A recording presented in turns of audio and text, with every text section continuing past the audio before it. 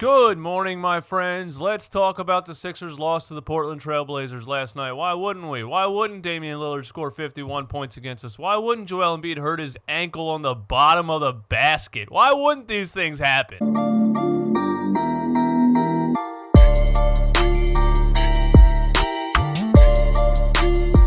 What is up, guys? DJ Eastwood here, running back home with the most brutally honest Philly sports takes on YouTube. Some people don't like it, but it's because some people would rather not hear the truth.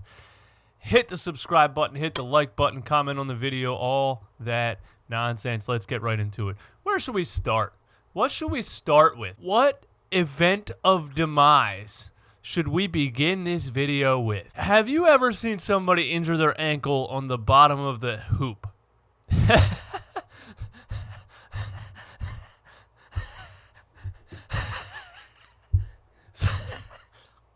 Somebody let me know. Please tell me. Tell me. Tell me in the comments. Have you ever seen somebody injure their ankle on the bottom of the hoop? Is that not the most Philadelphia sports injury of all time? Joel Embiid makes a play on the ball, takes a step back, hits his foot on the base of the NBA basket, which by the way has been there his entire career. It's been the same distance away from the court his entire career. How has this never happened before? And since it's never happened before, how did it happen this time? That's insane. Like, why don't the basketball gods just strike us down right now? We can't have anything nice. We're doing everything we can possibly do to try to make this clunky, horribly put together roster work in the NBA bubble restart. Ben Simmons goes out with a dislocated kneecap on a non-contact injury, and now the basketball gods just want to take Joel Embiid away from us, and it's not even part of the play. He hits his foot on the bottom of the hoop. It just strike me down now. Seriously, I've had enough. I've had enough of this. Just strike me down. I don't want to do this anymore. But listen, I think he tweaked it. Slightly tweaked it. You know what I mean? Anybody who's played basketball has tweaked their ankle before. I've tweaked mine a million times. I've severely sprained mine a million times also, which is why I hardly play the game anymore. My ankle's hurt, but we're not going to talk about me. We've all tweaked our ankles. You know, he probably could have continued playing in the game. They probably could have wrapped it real tight with some tape and kept playing. If this was a playoff game, I'm sure that's what would have happened. But this is a meaningless game. Let's call it what it is. So there's no reason for Joel Embiid to return in this game. It's totally precautionary. I'm not worried about it at all. He might be back next game, but honestly, I don't even see the reason for that. I think they might just sit him out until the playoffs start, because what's the point of him coming back even if he has 1% pain in that ankle? What would be the point of him coming back and playing in these games that are essentially totally meaningless? What do we got left in the NBA restart? 5 games? 5 games until the playoffs? There's no point in Joel Embiid playing in these games, so I'm not that worried about it, okay? Let's move on.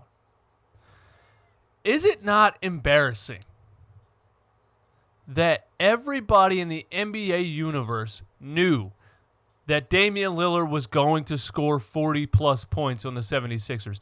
Allah Abdenabi said it on the broadcast. What kind of 76ers announcer says this player's going for 40? What kind of confidence is that?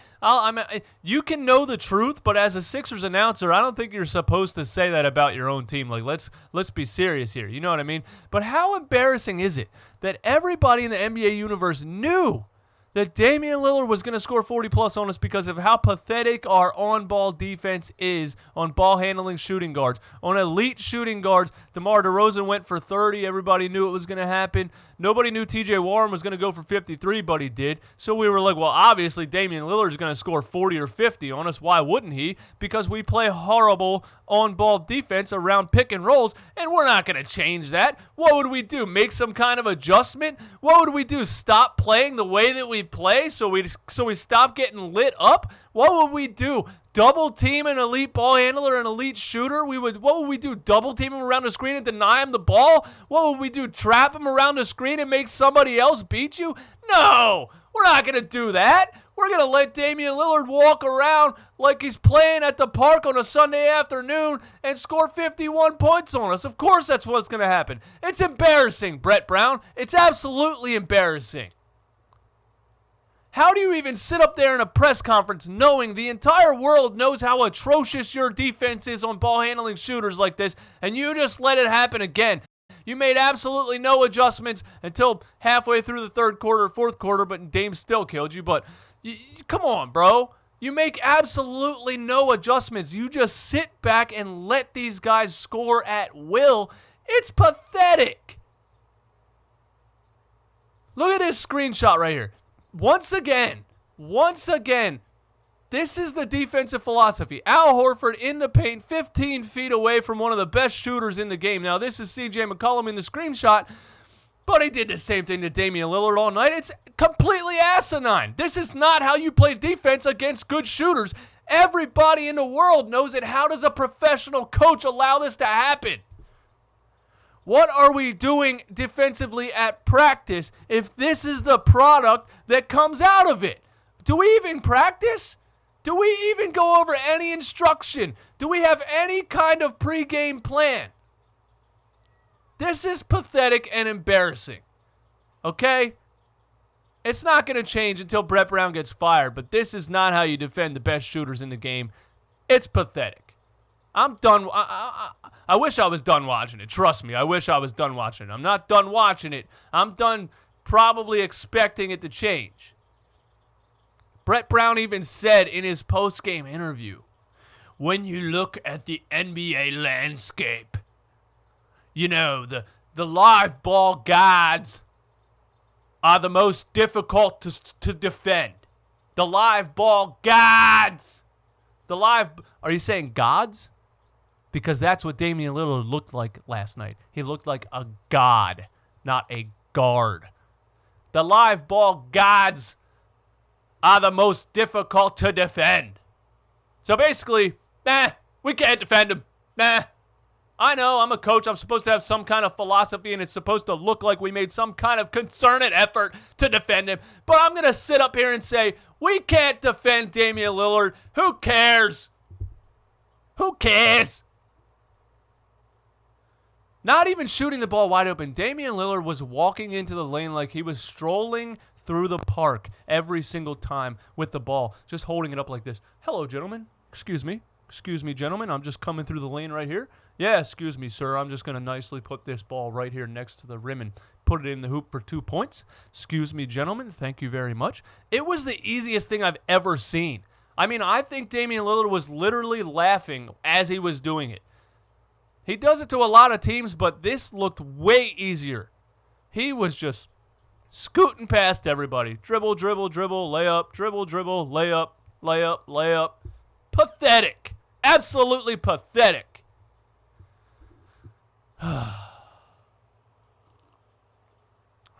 Let's talk about Josh Richardson for a second. What do you have, 35 points, 34? I forgot to look at the stats again this morning, but Josh Richardson came alive. I said on Twitter, hey, did we just get Miami J. Rich back? Did we just get Miami J. Rich back? Now, it has a lot to do with his shot going in the hoop.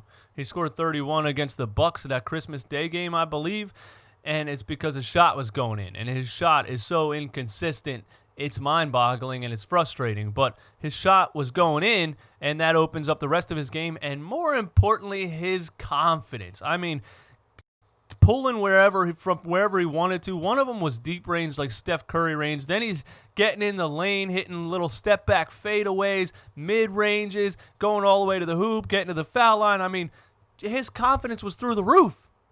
And it was so nice to see because we need guards like Josh Richardson to play like this. You know, and Simmons isn't coming back. We already know that. But when Embiid comes back, if we can have J. Rich playing like this, if Shake Milton can be a threat to score, if Alec Burks can be a threat to score, if we never have to see Howell Neto play basketball again, I mean, Tobias Harris, if Korkmaz is making some shots once in a while. Now, that's the thing about this team.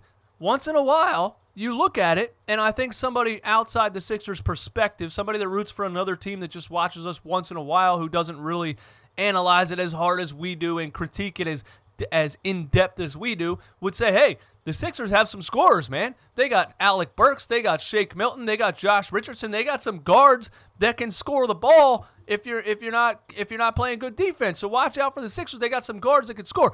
But other days, you look at this team and you say, where are the guards? Where are the guards?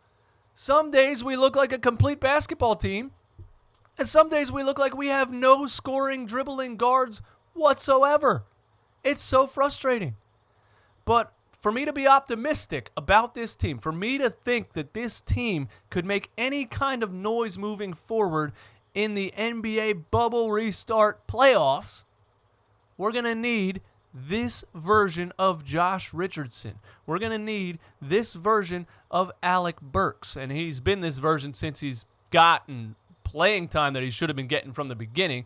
We're going to need the good version of Shake Milton. We're going to need those three ball-handling guards to be running pick and rolls, to be making the defense move, to be getting inside the lane, to be making things happen, especially with Ben Simmons off the floor. And then we need Tobias Harris to step up. We need Furkan Korkmaz to step up. And we need Al Horford to play like Al Horford can play. This wasn't a pathetic effort.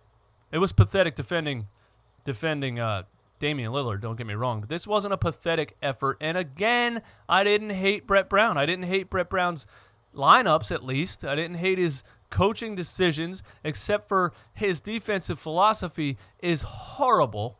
His defending the pick and roll philosophy is horrible. And then he comes out and says, what are you doing to these guys? He literally said that at one point. What are you doing? They're playing your defense, Brett. They're playing your defense. That's what they're doing. Don't blame other people. This is on you. This team is underachieving because of you. The Blazers aren't that good of a team, aside from Damian Lillard. So we had every right to beat this team even without Joel Embiid and without Ben Simmons, which says a lot. Because without Joel Embiid and Ben Simmons, we still have $200 million in two contracts, Al Horford and Tobias Harris. And you would swear they're not even on the floor half the time. You would swear they're not game changers at all. How do you have $200 million wrapped up in two players that don't move the needle? They don't move the needle. They're just there. They're just kind of there. They don't move the needle. That's $200 million in two players that don't move the needle in a game against the Portland Trail Blazers. Do you realize the level of role players, the level of pieces that could fit next to Ben Simmons and Joel Embiid with the sum of $200 million? And what we have is Tobias Harris, who's a good player. He's never an all-star. He was never on an all-NBA team. He's not an all-star level player. He's a good player to have. Is he worth $180 million? Hell no. An Al Horford contract, $109 million to a 34-year-old aging center who you're trying to stuff next to Joel Embiid. That's hilarious. We have yet to play a good team in this NBA bubble restart, and we can't beat the Portland Trail Blazers. That just is what it is. Now, the game came down to the wire, and I wanted the Sixers to win, obviously, because I still want to watch a good playoffs. I don't want to sit here and shoot myself in the face watching them play in the playoffs. I would like to see the good version of the Sixers. I don't expect us to win a championship, but I would like to see the good version of the Sixers in the playoffs to have some kind of entertainment, to have some kind of positivity. You know what I mean? So I wanted them to look their best and beat this Trailblazers team even after Dame scored 51 points, and it came down to the wire, and what happened? We're down 2. Al Horford takes Nurkic one-on-one in the post, gets absolutely tackled. The referees don't call it. And the next play, Dame comes down and hits a 4-point play on Jay Rich. And that was it. That was it. And we got it to 3 points. We had 6 seconds to tie it. Jay Rich was our go-to guy. Clearly, he was the hot hand in the game. I would have liked a better play than a one-on-one ISO, but that's what this offense is. It's one-on-one ISO 90% of the time, which is just stupid and doesn't make sense. And Jay Rich just kind of took a bad three-point attempt, rushed it with time on the clock, ended up with an offensive rebound and didn't have time to get back out to the three-point line. But the main things that killed us were the main things that have been killing us, and nothing ever changes.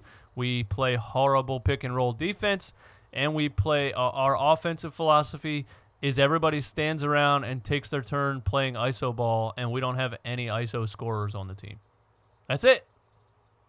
You guys let me know what you think in the comments. My name is DJ Eastwood. This is Run It Back Home with the most brutally honest Philly sports takes on YouTube. Some people don't like it, but it's because some people, yeah, they're still out there. Some people still defend Brett Brown.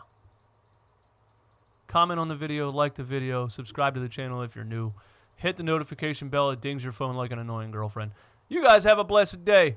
Peace.